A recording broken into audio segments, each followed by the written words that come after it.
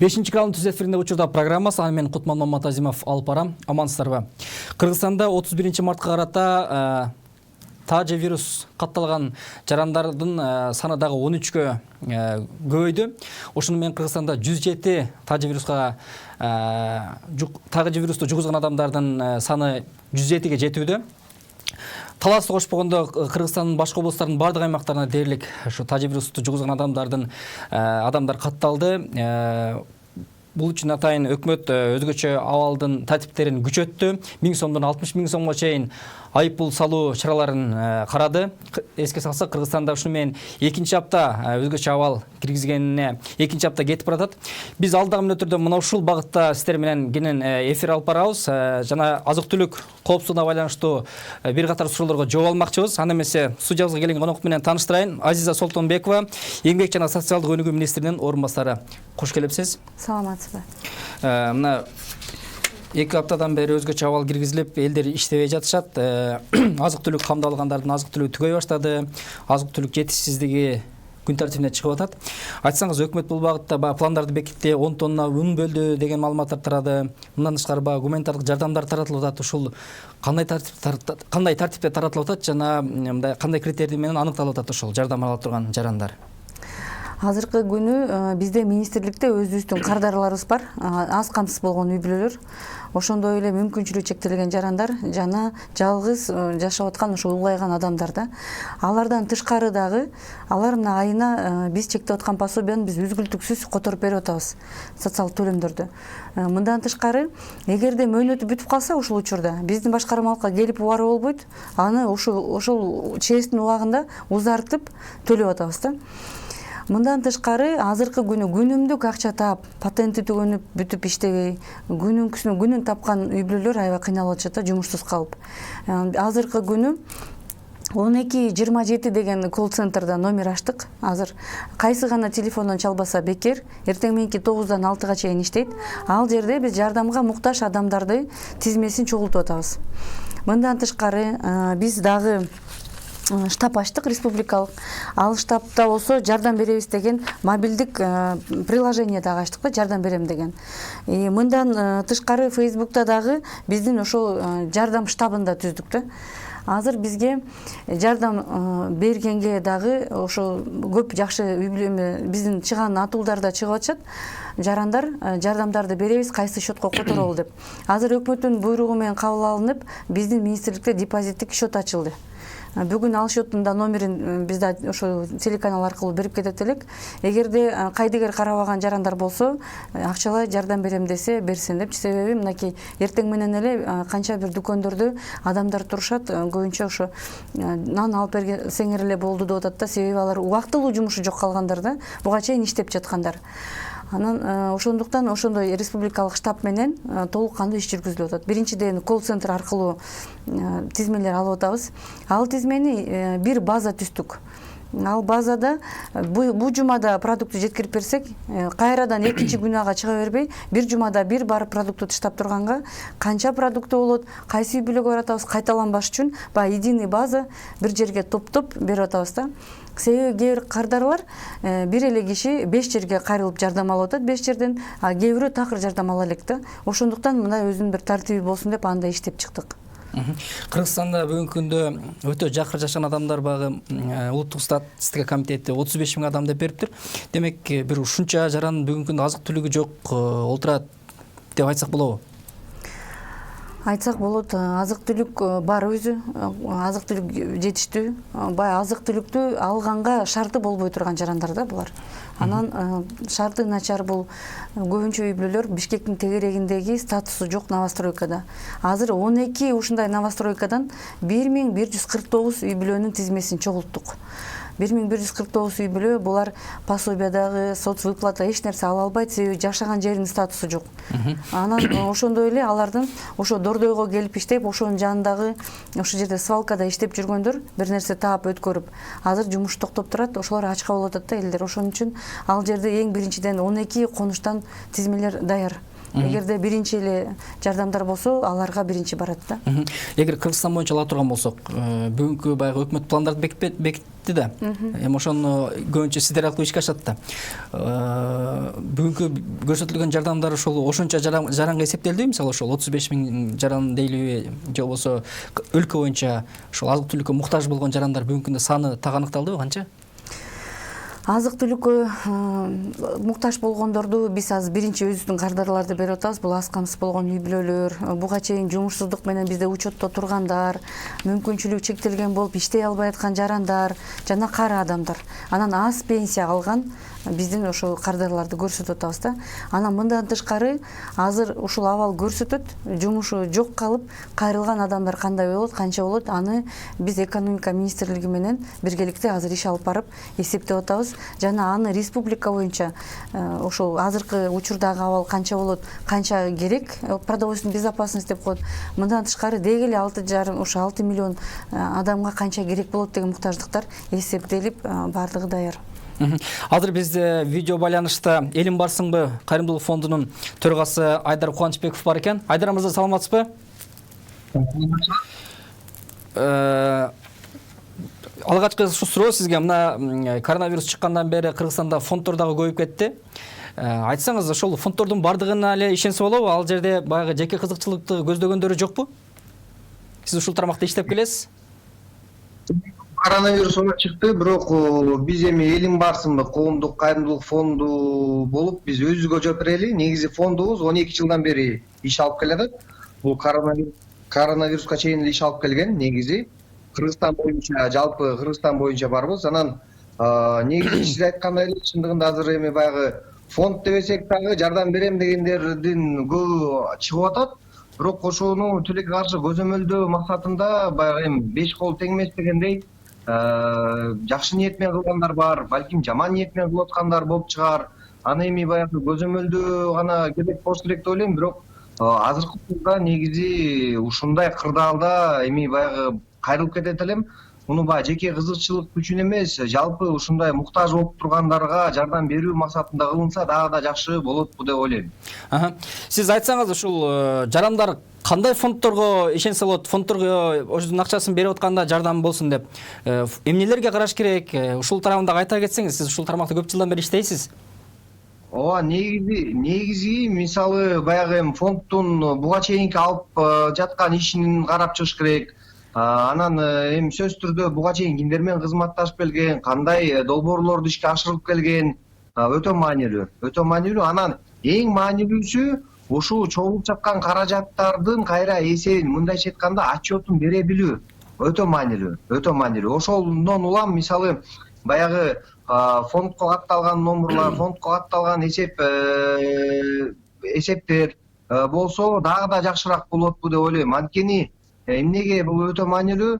Мисалы фонд болсо, мисалы элементарный өзүбүздүн фондду айта турган болсок, бизде ревизиондук комиссия, көзөмөлдөө комиссия деген бар. Анан жылда бир жолу независимый финансовый аудиттерди өтүп турабыз. Бул бизди эч ким өтпөйт, бирок элге ачык айкын болуу үчүн бул өтө маанилүү шарт болуп саналат. Бирок ушунун баары кылып атабы, кылбай атабы деген суроо бул башка маселе. Анан ошондон улам баягы кайрымдуулук кылам деп атып, баягы туура эмес жолдорго дагы которуулар болуп кетпесин максатында эң маанилүүсү ушул баягы изилдеп чыгып, андан кийин гана ошондой иштерди кылса дагы да туурарак, дагы да даректүү болобу деген ниет. Кийинки суроо, мына ушул фонддор социалдык өнүгүү министрлиги жана башка фонддор менен баягы тизимелерди алмашып, мындай чогуу иш алып барасыздарбы? Анткени бир жардам алган жаран кайра башкасынан жардам алып, такыр жардам жетелек бирөө калып кетпеш үчүнчү?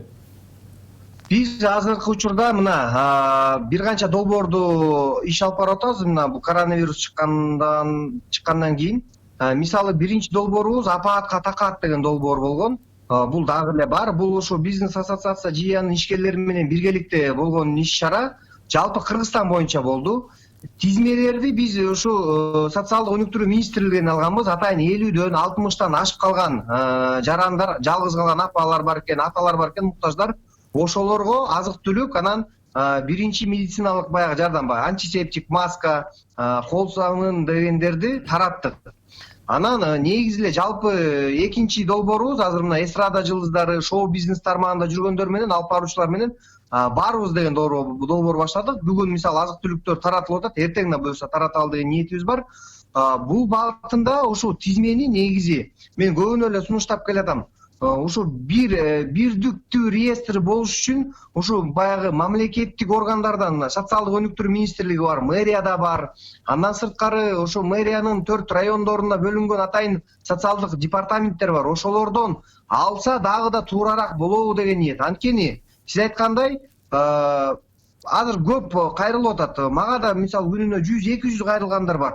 Бирок эми биз баягы буларды кантип көзөмөлдөйбүз же чындыгында муктажбы, муктаж эмеспи экенин аныктай албайбыз да. Ал эми буга чейинки катталган үй бүлөлөр болсо, булар социалдык изилдөөдөн өткөн үй бүлөлөр, андан кийин бул коронавируска чейин эле муктаж болуп турган үй бүлөлөр болуп келген. Ошондон улам бул базада болгон үчүн дагы да даректүү болобу деген ниетте. Рахмат чоң. Бүгүнкү күндө мына ошол азык түлүгүн камдай албаган жарандар канчалык экени сиздерде мындай бир картина көзгө чыктыбы? Мисалы азыр жардам сураган жарандар көп болуп жатпайбы? Канчалык жардам бергенге жетишип атасыздар? Эми мындай экен да, ушундай кырдаалда, ушундай оор кырдаалда замандаштарга, мекендештерге кайрылып кетет элем. Колунда келген биз эми баягы балким 1 айга, балким жарым айга же 2 жумага балким жетерлик азык түлүк балким алып алгандыр. Бирок баягы муктаждар бар. Мен өзүм да барып тапшырып берип атканда да көрүп атам. Өтө оор төшөктө жаткандар бар да, мисалы. Анан тилекке каршы ал ушундай кырдаалда эми баягы оору болуп атпайбы? Бул сандар дагы өсүшү мүмкүн. Анткени жумушсуздуктар көбөйүп атат. Квартирада жана башка мен айтып атпаймынбы? Кайрылып аткандар өтө көп. Бирок тилекке каршы баарына жардам берейин эми мүмкүнчүлүк жетпейдир. Ошондон улам эмне кылаарыңды билбейсиң. Анан баягы колдон келишинче жардам берүүгө аракет кылалы деп атабыз. Эми баягы бирдиктүү болсо дагы да жакшыраак болобу деген эле ниет. Анткени бир алган адам кайра эле улам башкалардан да ала бербесин. Эми адамдар кантип айтат экенсиң, бирок бирөө түшүнөт, бирөө түшүнбөйт экен да. Ошол эле учурда балким биз берген реестр менен алган үй бүлө башкаларга да кайрылып алып албасын деген максатта, баардыгына жетип калсын деген ниетте кылып атабыз. Анан ушул чакырып кетет элем, кайдыгер карабай күнүбүздү кайрымдуулук менен баштап, ушундай убалда, ушундай кырдаалда баягы бир жакадан баш чыгарып, мамлекетибизге бир өбөлгө түзүп жардамдашсак өтө жакшы болот эле. Сиздеги тизме боюнча азыр канча жаран бар? Анан канчасына жардам бергенге жетиштиңиздер? Бизде азыркы учурда биз алган тизме боюнча Бишкек шаары боюнча эле айтайын мен силерге 500-600гө жакын бар. Бул 50дөн 60тан ашып калган жалгыз апа энелер. Ал эми фондубуздун каттоосунда турган мисалы 300-400гө жакын киши бар. Мисалы үй бүлө аз камсыз болгон, муктаж болгон үй бүлөлөр. Бул Бишкекти эле айтып атам. Жалпы Кыргызстан боюнча ала турган болсок, социалдык өнүктүрүү министрлигинен алган тизмеге ылайык мисалы 4,5 миңге жакын тизме бар. Мисалы бул Ош, Жалал Абад, Каракол, баягы Ысык көл, Нарын болуп биргеликте баарын алганда. Эми баягы бул катталгандар, ал эми катталбаганы да канчасы бар мисалы. Бул көп сан тилекке каршы, бирок дагы да көбөйүп атат тилекке каршы. Ошондуктан колго алыш кылып аз да болсо ошону баягы таратып алса дагы да жакшы болот беле деген ниет. Рахмат чоң, сизге ишиңизге ийгилик каалайбыз. Ушул эле маселеде чоң рахмат сиздерге да. Ушул азык түлүктөрдү элге туура жеткирип алуу жагы, ушул жагы механизми канчалык иштелип чыккан? Ушул мисалы жеке ишкерлер дагы жардам берип атат, фонддор дагы көбөйүп кетти. Ошо бир эле алган жаранга кайра жардам берилип, ал эми башка жакта баягы мага жардам керек деп кайрылып чыга албаган жарандар калып калбаш үчүн ушул тизмелерди алмашуу канчалык жол кандай болуш керек э? Азыр бизде министрликте биз менен тыгыз иштеген 27 фонд бар. Алардын баардыгына биз каттарды жөнөттүк. Биз аркылуу чогуу иштегиле, себеби бизде единый база бар. Кайсы адам кайсы күнү жардам алып атат, баардыгы ошол жерде фиксация болуп турат. Ошол менен бирге эле бул эгер жеке фонддор жардам берсе дагы жеке фонддорду, жеке ишкерлерди баардыгын ушул бүгүнкү күнү депозиттик счет ачып ушул жерге чакырып атабыз да. Биргеликте карайлы. Бизде единый база бар. Ошондой эле бизде мынакей колл-центр дагы бар. 1227 деген номер. Ага жарандар чалганда ошол тизмеге сөзсүз түрдө кирет дагы, мурда жардам алганбы, алган эмеспи текшерилип калат да. Анан бул тизмелер жашаган жери боюнча акимдерге жөнөтүлөт. Ал жерден айыл өкмөт МТУларга чейин барат дагы, ооба бул жаран муктаж, жардам ала элек деген бизге сигналдар келип турат да, бат-баттан оперативдүү иштейт. Анан бул жерде айтып кетиш керек. Эң негизги нерсе бул башкача элде азырчы. Бул 2010-жылда болгон, жоксо башка көп учурларда болгон мындай жардам таратуулар. Бирок азыркы учур өзгөчө. Эмнеси менен? Себеби бул ооруга байланыштуу. Азыр ар кайсы фонддор ар бир үйгө барганда ошо материалдык жардам берип атып эле оору да алып келип коюшу мүмкүн да. Ошондуктан биздин волонтерлор окуудан өткөн, жана бүт техниканы кандай колдонуш керекти билишет. Биздин ошол тарткан машинелердин баары обработаны, бүт техникада эми коопсуздугуна жооп берет да. Анан ошонун баардыгын ошону эске алыш керек да. Анан биз фонддорго айтып атабыз. Жок, мен бир 5 кишиге жардам таратам деп эле, мага шаардын ичине пропуск бер эле бер, болбосо бербей, мен өйдө жакка кагаз жазам, арыз жазам деп эле ар кандай да кардарлар чыгып атат да бизгечи. Ал туура эмес. Биз айтып атабыз, азыркы учур башкача. Сиздер ал үйгө барганда өзүңөргө оору жуктуруп алышыңар мүмкүн, же болбосо ал кишилерге жуктуруп коюшуңар мүмкүн. А биздин алып бара турган волонтерлор окуудан өткөн, медициналык көзөмөлдөн өткөн, жана өзүнүн техникалык кандай алып жүрүш керекти билет. Бардык эмеси бар да, перчаткалары бар, антисептиктери бар. Анан бизге азыр 60 машине жүрүп атат Бишкектин ичинде. Мындай штаб 2 жерде ачылды азыр. Бишкек жана Ош шаарында. Өзү штабты ошо көбүнчө ошо жашаган жердеги коомдор көтөрүп чыгышты да. Баарын бирдиктүү кылып карайлы, чогуу бир жардам берели депчи. Азыр бул жерде биздин Эмгек жана социалдык өнүгүү министрлиги, биздин агентство, спорт агентчилиги, жаштар агентчилиги, андан тышкары маданият жана туризм министрлиги бар, Бишкек шаарынын мэриясы жана Ош шаарынын мэриясы болуп иштеп атабыз. Биз ушул эле демилгени эми республика боюнча тараталы деп атабыз да. Азыр мисалы Токмок шаарынын жаштары чалып атышат, же болбосо Балыкчы шаарынын ынтымагы деп чалып атышат да. Силер кантип уюштурдуңар? Биз да ушундай эми ыкма менен алып кетсек деп атат да. Анан азыркы күнү өкмөттүн токтому кабыл алынган, ал токтомдо комиссия түзүлгөн. Туура айтып атат азыр Элим Барсың фондунун жетекчиси, бул жерде комиссия болуш керек. Себеби акчалай жардамдар түшкөндө алар акимдерге которулат да. Ошол районго продуктун алып берүү боюнчачы.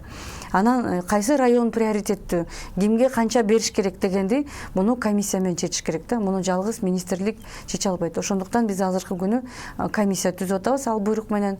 Анан расчеттук депозиттик счет ачып атабыз. И ошол счеттор азыр бизге мынакей ошол офисибиз азыркы штаб биздин дворец спорта деп коет. Ошол дворец спортто азыр жайгашкан. Ал жерде ошол единый базаны, тизмелерди текшерип, топтоп колл-центрден түшкөн, жана биз бергенди, жана кайсы фонддор азыр параллельно деле жардам берип жүргөндөр бар да. Алардан да тизмени алып туруп, биз аларды да буларга киргизип, баарын тең сверка кылып атабыз да. Андан тышкары мына бүгүнкү күндө кафе ресторанынын баары иштебей калды. Элдерди көбүнчө жумуш менен камсыздап келген чөйрөлөр ушул тигүү тармак иштебей калды. Ушул тармакта иштебей калгандар эми мурда аз камсыз болгон үй бүлөлөрдүн тизмесине кирди беле, кирбеди беле, аны ким билет, бирок негизинен бүгүнкү күндө ушулардын баардыгы азык түлүккө муктаж болуп атат да. Мына азыр биздин социалдык тармактарга дагы жазып атышат. Биздин 5-каналдын балыкчыдан бир эже жазып атат. Мен дагы күнүмдүк иштечи элем, күнүмдүк азык түлүккө. Азыр жок калды деп. Ушундай адамдарга кантип жардам берет? Кантип тандалып алынат? Биз бул жарандарды эң биринчиден карап жардам беришибиз керек да. Себеби буга чейин булар өздөрү үй бүлөсүн багып келишкен, өздөрү налог төлөп келишкен патент менен. Ошондо жарандар азыр мүмкүнчүлүгү жок болуп атат иштегенгечи. Эч кандай өзүнүн запкысын мамлекетке салган эмес да. Социалдык эч кандай төлөмдөрдү алышкан эмес. Булар албайт, буларга не положено. Булар себеби булардын алган кирешеси ошол биздин койгон гарантия, ошо минимальный доход деп коет, ошондон ашып кеткен дагы булар албайт да пособие. Ошон үчүн булар бизге салык төлөөчүлөр болгон. Ошондуктан азыр мүмкүнчүлүгү, ушул мүмкүнчүлүккө жараша жумушу жок отургандан кийин алар биринчи каралат. Жана чындап эле ошого муктажбы? Аларды бизде ошо жериндеги түзүлгөн штабтар, алардын жетекчиси акимдер, айыл өкмөттөр тактап беришет да. Мындан тышкары баягы үйүндө жаткан кара картаңдарга социалдык кызматкерлер барып продуктысын алып барып тамак ашын жасап берип жардам берет эмеспи? Анан азыр коменданттык саат киргизилди, блокпосттордон маршруттук кагаз менен өткөрүп атышат. Ушундай учурларда алардын барып жетип барып жардам берүүсүнө канчалык жолго коюлду да бул? Азыр Кыргызстан боюнча бизде министрликте 953 соцкызматкер бар. Үйлөрүнө барып, мүмкүнчүлүгү чектелген жана жалгыз бой улгайган адамдарга ошол үйүн тазалап, продуктысын алып келип берип, дарыларын алып келип берип, жана башка муктаждыктарына жардам берип аткан. Алардын баары ошол эле режимде иш алып барып атышат. Азыркы күнү иштеп атышат. Биринчиден алар ошо кыйынчылык жаралбай атабы аларга? Жок, блокпосттордон өтүү боюнча биз аны тиги штаб менен иштеп чыктык. Пропусктарды алып бердик, маршруттарды чийип бердик. Биринчи алар ошо үйлөрдү тазалап беришти, антисептиктер менен. Экинчиден продуктысын карап турушат. Үчүнчүдөн ден соолугу, абалы кандай экен өз убагында барып турушат да. Эгерде бизде учетто болсо, эгерде буга чейин өзү эле ушуга чейин жалгыз жашап, бирок муктаж болбогон болсо, бүгүнкү күнү алар дагы 1227 телефонуна кайрылса болот да. Бүгүнкү күндө баягы жеке ишкерлер тарабынан, фонддор тарабынан жардам берилип калган жарандардын саны эсеби барбы? Канча адамга бүгүнкү күндө азык-түлүк жетип калды? Азыркы күнү айылдарда чыккан ошол биздин жогорку кеңештин депутаттары, айылдык кеңештин депутаттары жана ошол жактан айылдардан чыккан Борбордук шаарда чоң бизнестер бар жарандардын баары тең жакшы жардам берип атышат. Айылдарга дагы, Бишкек шаарына дагычы. Алардын тизмелерин биз сурап алып атабыз. Себеби бизде кайрадан барбайлы, барсак дагы 1 жума же 2 жумадан кийин баралы, баягы продуктысы түгөнгөн деген. Ага чейин бул продуктуну эч ким ала элек үй бүлөгө алып барып туралы депчи. Азыр андай иш жүрүп атат бул боюнча. Жакшы жардамдар келип атат. Эгерде айтып кетиш керек болсо, ушул кыймылга бизге Кызыл Жарым ай коому, народный штаб бар, биз барбыз деген. Анан перспектив окуу тармагы, Дарди добро, мынакей Бишкекте Чоң Казат деген, спасатель, добровольный отряд, Добрые руки, Наш голос, аябай көп ушундай коомдор бүгүнкү күнү жардам берип ошо үй бүлөлөргө барып атышат да. Биз баягы 30 миңди албадыкпы орто эсеп менен азык-түлүккө муктаж болушу мүмкүн деген. Ошонун канча пайызына бүгүнкү күндө жардам жетти да? Эсептегенге үлгүрдүңүз? Жарды үй бүлөлөр деп Натстаттын эмесиндеги азыркы күнү эсептөө иштери гана жүрүп атат, жана топтоо тизмелери. Азырынча ошол менен буну биз эметелик, азыр единый базага түшүп атканда көрүнөт да ал данныйлардын баары. Ал качан түзүлөт мисалы? Единый база эртеңден баштап иш жүргүзүп баштайт уже. Өзү буга чейин эле түзүлүп аткан тест режиминде. Ошол эле база эле түзүп, тизме эле түзүп отурган эмес, биз буга чейин деле муктаж үй бүлөлөргө жардам берип атканбыз. Кээ бир коомдор айтышат да, менде жардам бар, жана мурда мен иштеп жүргөн эле жарандарга бере алам. Өзүмдүн тизмем бар депчи. Бирок мен шаарга кире албай атам. Мен күзөт посттон өткөрбөйт деген. Анда биз аларга транспорт алып берип атабыз. Бизде ошо өз ыктыяры менен бизге иштеп берип аткан автопарктар бар. Чоң Казат жана башкалар 60 унаа коюлду. Алардын өздөрүнүн ошо күйүүчү майын куюп, өздөрүнүн транспорту менен бүгүнкү күнү демирчү катары таш берип атканда фирмалар бар да бизде. Рахмат чоң, биз азыр Москвадагы абалды, Россия жергесиндеги абалды билиш үчүн Кыргызстандын Россиядагы элчилигинин коомдук кеңешчиси, Кыргызстандын Россиядагы элчисинин коомдук кеңешчиси Тимур Саралаевка байланышка чыктык. Тимур мырза, саламатсызбы? Армаңыздар, кеңештер, саламатсыздарбы? Ошол Россия жергесиндеги айрыкча Новосибирск жергесинен баштайлы, ошол жерде Кыргызстанга учабыз деп кыйналып аткан жарандардын маселеси кандай чечилди? Ушундан баштасаңыз. Өзүңүздөр билгендей, биринчи Москвадан баштайын. Акыркы күндөрү өзгөчө ушул аптанын башы аябай мындай кыйыныраак болду деп айтсам мен жаңылышпайм. Анткени бир топ биздин мекендештер өзгөчө ошо Москвада болгондор, башка мамлекеттерден транзиттик каттамдар менен келип кете албай калгандар болду. Алар күндөп калып калды 3-4 күнгө. Бирок баары бир деле ошо элчилик тарабынан элчи тарабынан өзүнөн дагы аракеттер жүргүзүлүп 400гө жакын биздин мекендеш Кыргызстанга кайтып келди. Бул албетте бир четинен кубандырат, бирок ошол эле кезде биздин сарсанаа кылган маселе бул азыркы учурда Новосибирск шаарында болуп турган жагдай. Тилекке каршы ал жерде кырдаал кичине башкачараак. Анткени ошол жерде кете албай турган мекендештер ошол Новосибирск шаарынан Бишкекке S7 авиа компаниясынын авиа каттамдары аркылуу мурун рейстер менен келиши, азыр болсо ошо S7 авиа компания толук ошо авиа каттамдарды токтотуп койду. ал жагдайга, ал кырдаалга биз азыр тилекке каршы эч кандай таасир эте албай жатабыз. Бирок ошол жерде Новосибирскидеги түп калган, кете албай калган мекендештерге жергиликтүү ошол жерде иш кылган элчиликтин өкүлдөрү, генералдык консул жана ардактуу консулдар болгон күч аракеттерин кушат, аларга жардам берип, аларды мындай көңүлсүз калтырып койгон жок. Күнү түнү 24 саат кызматта, тамак аш жагынан көпчүлүгүнө ошол убактылуу акысыз мейманканалар сунушталган, хостелдер мисалычы. Анан жергиликтүү диаспора дагы аябай көп жардам берип атат да. Карантин дегенде негизи ар ким сөзсүз айылындагы үйүнө жетип барыш керек эмес. Ким каерде болсо да ошол жерден эч жакка чыкпай жата бериш керек болгон маселе чыгып атпайбы мүмкүндөчү? Мына ошол Россиядагы жарандарга канчалык түшүндүрүлдү? Алар баягы бүгүн жумуш токтогонуна байланыштуу баардыгы ар кайсы жол менен Кыргызстанга кайтам деген аракеттери мындай токтодубу? Тилекке каршы токтогон жок. Биздин эл ушундай эч нерседен коркпогон, эч нерседен чочулбаган эл экен. Мен мына өзүм 21-22 марттан баштап 29-на чейин бир аптага жакын Шереметьевода жүрдүм. Ошол жерде мисалы күндөп түтөп жаткан элдерге деле айтып аттык да, урматтуу кыргызстандыктар, рейс болбочокто Москвага барып, же болбосо тааныштардыкына же акчаңар жок болсо биз анда ошо хостелдерге жайгаштыралы, бекер тамак ашыңардын баарын камсыз кылып берели, бекер десек деле болбой көгөрүп отурушту да.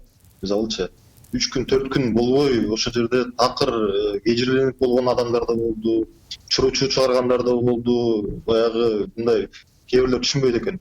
Бирок ошо Россияда диаспоралар аркылуу, башка каналдар аркылуу, ошо соц тармактар аркылуу, башка да жолдор менен болушунча биз аларга маалыматты жеткирип атабыз. Болушунча ошол соц тармактардын жардамы менен өзгөчө айтып атабыз. Мүмкүнчүлүгүңөр болсо, шартыңар болсо баардыгын унуткула. Эң негизгиси азыр өзүңөрдүн ден соолугуңар, коопсуздугуңар, мамлекеттин келечеги жана мамлекеттин азыр коопсуздугу биринчи орунда болуш керек. Ошондуктан өзүңөрдүн жеке кызыкчылыктарыңарды убактылуулуу тургула дагы колдон келишинче эч жакка чыкпай тургула деп айтып келе жатабыз. Бирок ага карабастан мага деле күнүгө саат сайын, эми мүнөт сайын деп айта албайм, бирок бир саатта жок дегенде бир 20-30 киши жазат, чалат да. Мен Бишкекке кетет элем, мен Ошко кетет элем, билет алып бербейсиңерби, жолун таап бербейсиңер деп аларга айтып атат. Ай, силер барбагыла, үйдө отургула десек, болбой эле ошо аракеттенип атышат да кээ бирлерчи. Но биз айтып атабыз, азыр кырдаал өзгөрүп атат. Өзүңөр туксаңар керек. Москвада, жалпы Россияда, чоң шаарларда өзгөчө кырдаалга жакын ситуация киргизилди. Элдер сыртка чыкканды токтотушту. Мынандай длинный выходной деп коюшту. Эч ким эч жерде иштеген жок. Жанагы ашканалар, элдер көп топтолгон жерлер бүт баарын баары жабылды да. Бuyakта дагы мисалы кырдаал өзгөрүп атат. Бирде да кооптуу деп айтсак болот да. Москвада баягы карантин киргизилди, көптөгөн адамдар бар, жумуш жок калды. Эми жакынкы арада азык-түлүк маселеси ал жакта да келип чыгышы мүмкүн. Анан Россияда дагы негизинен ар кандай бирикмелер, ишкерлер өз алдынча баягы элдерге жардам бере турган фонддор көп эмеспи? Ошолор менен биргеликте эгер азык-түлүк ушундай коопсуздугу келип чыкса, муктаждар жаралса, ошолорго жардам берүү жагын элчилик менен биргеликте мындай иш жүрүп атабы ал жакта? Биз бул жерден дагы элчи болуп, жалпы элчиликтин командасы болуп, ошол дагы мындай терс негативдүү сценарийди дагы чын айтканда ойлонуп атабыз. Анан ал боюнча дагы топ кеңешүүлөр, акылдашуулар болгон. Анткени биз деле түшүнүп жатабыз, бакта көбүнчөсү биздин мекендештердин бардыгы көпчүлүгү өзгөчө жаштар ошол тейлөө секторунда иштешет да. Ошол эле мейманканаларда, ашканаларда, башка багыттагы мисалы соода түйүндөрдө, чачтараштарда, Түркүттүн токой ушул тейлөө секторунда да. Тилекке каршы биринчи иретте ошо тейлөө сектору биринчилерден болуп жабылды да. Ошо элди тейлеген багыттагы ишканаларчы. Анан эми көбү азыркы маалда ошол жумушсуздуктун жоктугуна кыжалат болуп атышат. Бирок менин оюмча азыркы тапта жумуштун жоктугу бул эң негизги маселе эмес да. Эң негизги маселе эмес. Анткени эң негизги маселе менин оюмча сиз деле макул болот болуш керексиңер. Мисалы мына Американы көрүп атасыңар, ал жерде жумуш же акча деген маселе болбой калды. Аякта деген ден соолук, элдер деген ал жерде күнүгө миңдеп өлүп атат да. Ошондуктан бир аз ошол сабырдуулукка чакырыш керек да биздин элдичи.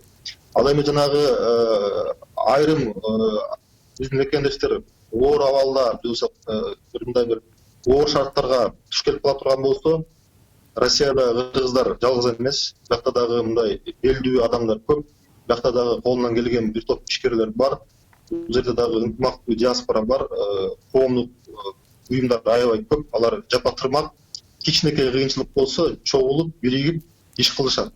Ал эми фонддор боюнча азыркы учурда каралып атат маселе. Баягы эми Кыргызстанда деле ошол Россияда деле баягы жардам бергенге келгенде ошол баарына тегиз жардам берүү маселеси кайрадан күн тартибине чыгып атпайбы?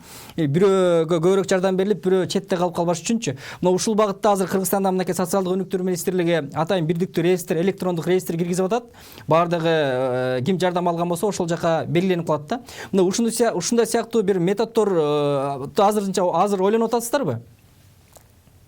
Албетте, ал боюнча биз менен чогуу иштешкен, элчилик менен чогуу иштешкен бир топ, айтып кеттим, коомдук уюмдар бар, диаспоралар бар, аймактарда мисалы атактуу консулдар бар.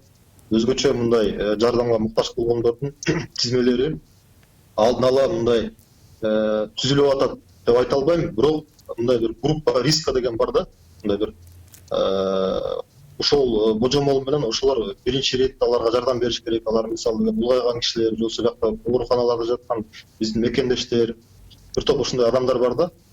Ошолор азыр мындай көңүлүбүздүн назарыбызда да. Ал эми кырдаал өзгөрүп кете турган болсо, албетте ыкчам түрдө тизмелер же ушундай бир базалар түзүлөт да. Рахмат чоң сизге, ишиңизге ийгилик каалайбыз. Биз менен Кыргызстандын Россиядагы элчисинин коомдук кеңешчиси Тимур Сарылаев болду. Саламатта болуңуздар. Кыргызстанда ушул азык-түлүк коопсуздугу элдин бир баягы Лев Толстой көчөсүнүн жээгинде маска тагып алып жумуш издеп чыккандар болуп атат. Андан тышкары ушул ар кандай коомдук активисттер чыгып Кыргызстанда ушундай азык-түлүк камдаган жарандардын баягы запасы түгөндү деген билдирүүлөр таратып атышат да. Бүгүнкү күндө өкмөт ушундай кырдаалда азык-түлүк жеткирип бергенге даярбы дээрлик? Бүгүнкү күнү өкмөт толук даяр деп айтса болот. Себеби азыр мынакей ун бөлүндү. Жергиликтүү райондордун баарына тең МЧС менен таратылып берип атат. Өзгөчө кырдаалдар министрликтери менен жеткирилип берилди. Эртеңден баштап уже таратып баштайт. Ар бир районго, шаарларга ундар жеткирилди. Азыр башталат. Мындан тышкары, мынакей азыр республикалык штаб түздүк деп атабыз. Депозиттик счетторду ачтык деп атабыз. Колл-центрларды ачып кабыл алып атабыз деп атабыз. Анан жанагынтип жумуш издеп маска тагынып алып чыккан болбойт азыркы күн. Бул аябай коопсуздуу да. Азыркы учур башка учурдан өзгөчө да. Ошондуктан эң биринчи ушу коопсуздук маселесин караш керек. Бизде азыр чакырып аткан тартипке баш ийиш керек, сабырдуу болуш керек бул жерде. Анан эгерде азык-түлүгү түгөнүп кыйналып чыгып аткан болсо, биздин министрликке кайрылыш керек. Биздин министрликке азыр кайрылыш оңой эле. Кандай гана телефон болбосун, ал чалуу бекер болот. 12-27 телефонуна саат 9-дан 6-га чейин. Азыр телевизорду көрүп атып бирөө деле чалат да, иштебейт экен деп айтат да. Себеби 6:30 болуп калды. 9-дан 6-га чейин чалса, биз заявка алабыз. Ошол жерде жергиликтүү бийликти жана биздин башкармалыкты жиберебиз. Муктаждыгын аныктап туруп жардам беребиз да. Анан бул дагы бир нерсе айтып кетиш керек. Биз ошо кайдыгер карабаган жарандарга да кайрылып кетет элек. Жана активисттер айтып аткандар, ошондой эмелерди чыгарып аткандар, алар бизге жардам берип аткандар. Алар ошо кайдыгер карабаган жарандарды дагы ошо жардам берүүгө, демөөрчүлүккө чакырып атышат да. Анан уюштуруп, ошо биздин республикалык штабта биз менен чогуу иштешет. Алардын аттарын айтып кеттик. Ким кандай жардам бере алса, машинеси менен жардам бере алабы, өзү жардам бере алабы. Бирок азыр толук кандуу алар түзүлдү. Жеткирип бергенге чейин, үйүнө чейин барганга чейин биз аларга костюмдарды бердик, перчаткаларды бердик, окуудан өткөрдүк, тизмелерди бердик, тактап берип атабыз. Оперативдүү азыр иш жүрүп атат. Эртеңден баштап биз пресс-конференция кылып, уже ачык жарыялап айтылат да. Азыр тестовый режимде биз бул базаны күтүп атканбыз. База иштеп, уже жөнгө салынып калды да. Ошо сиз айтып аткандай дагы жардам берип, элдерге ушул эстафета катары элдерге жардам берүүгө дагы чакырып аткан жарандарыбыздын бири Эльзар Матосмонов бизде байланышта. Саламатсызбы?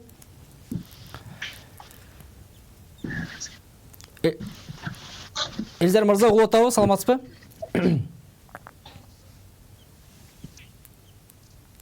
артыкчылык отабыз.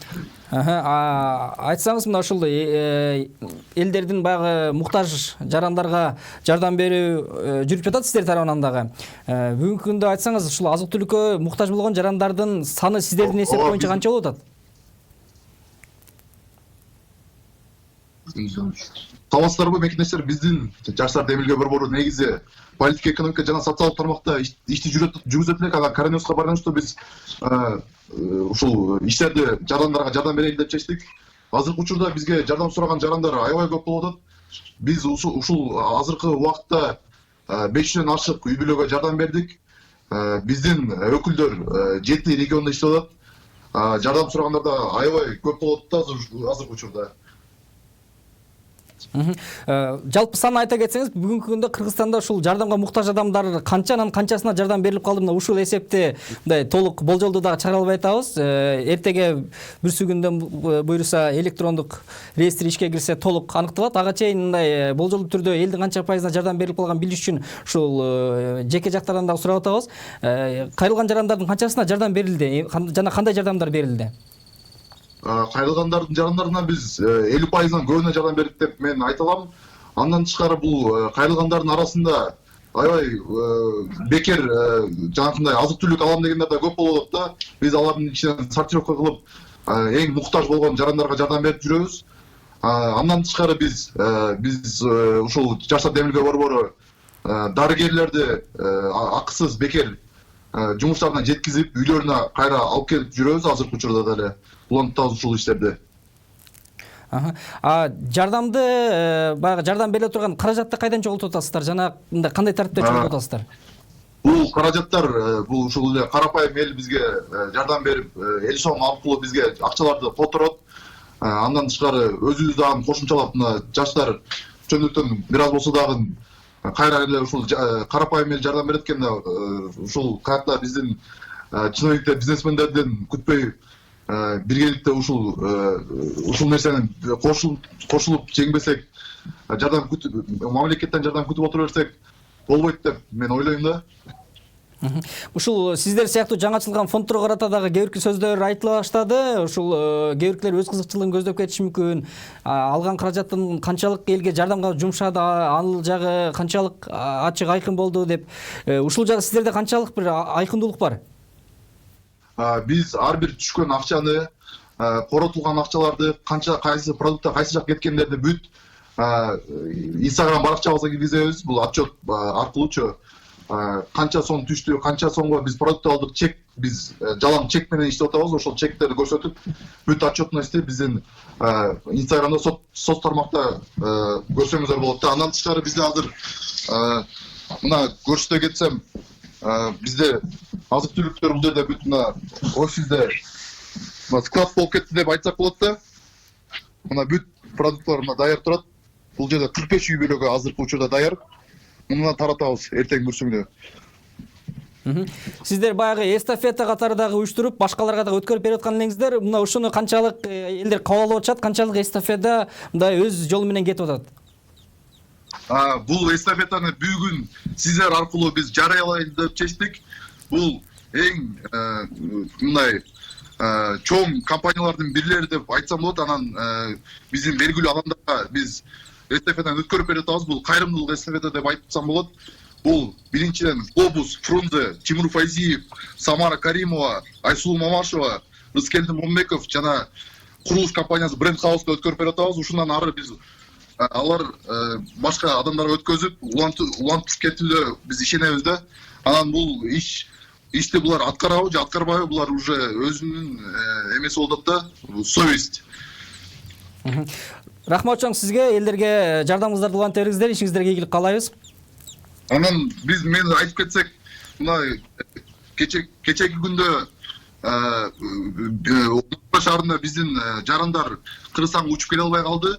Ошондо биздин өкүлүбүз аэропортко барып тамак аш жасап барып бүт баарын багышты да. Ошондо айтып кетсек, биз бир гана Кыргызстанда эмес, бүт Россияда, Санкт-Петербургда, Москва шаарында биздин өкүлдөрүбүз бар деп бизге да кайрылсаңыздар болот жардам сурап.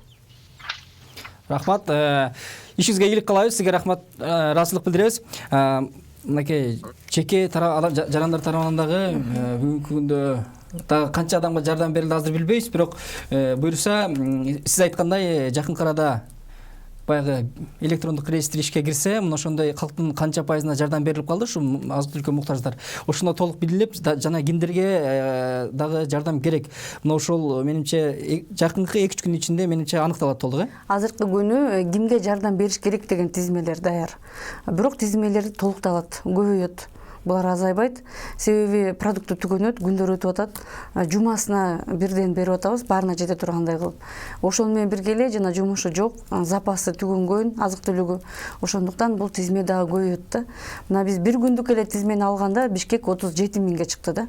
Бишкек шаары эле. Ал жака дагы статусу жок. Жана новостройкаларды кошкондо ал жакта да 1149 үй бүлө болуп атат. Алар дагы күнүгө бизге 400-500 тон үй бүлөлөрдү кошуп берип атышат да. Анын ичинен канчасы жардам берилгенде, бул жума жардам берип кетсең, кийинкисине бергенче тиги жумадагы продуктысы түгөнөт. Бул ушундай иш жүрөт да. Азыр мынчасына берип койдук, эми тук деген болбойт да. Биз кайра ал үй бүлөгө бир жума, 2 жумадан кийин ал акыбалын сурап кайрадан барышыбыз керек да. Жана биздин база ошону көрсөтүп турат да.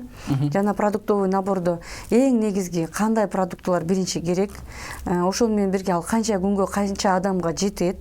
Анан жана телефонго чалып атканда 12-27-ге кыздар суроолорду берет. Ошол суроолорго дагы жараша продуктылар дагы расфасовка болот да, үй бүлөгө берилип атканда. Ошондуктан ошол суроолорго да электрондук реестр мындай элестип айтып берсеңиз, кайсы бир адамдын фамилиясын тергенде мындай ошого тиешелүү маалыматтар чыгып калабы же кандай болуп иштейт ал?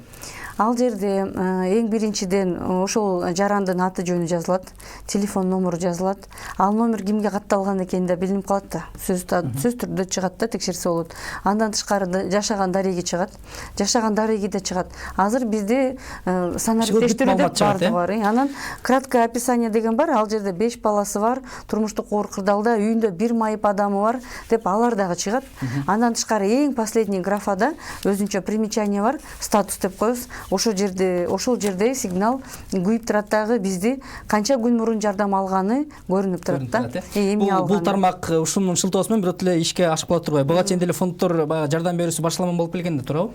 Азыр биз ошо фонддорду биргеликте чакырып аткан себебибиз бир адам 5 жерден жардам алып бирөө артта калып калбасын деген. Экинчиден коопсуздук маселеси да. Ар кайсы фонддор жардам берейин десе дагы пропускной режимден жете албайт. А жетсе дагы ал киши дагы коопсуздукту жаратат. Рахмат чоң, бизде эфир аяктап калды. Урматтуу телегөрүүчүлөр, сиздер 5-калым түз эфиринде учурда программасын көрдүңүздөр. Бүгүн биз коронавируска байланыштуу акыркы кырдаалды талкууладык. Барыңыздарга бекем ден соолук каалайбыз. Аман болуңуздар.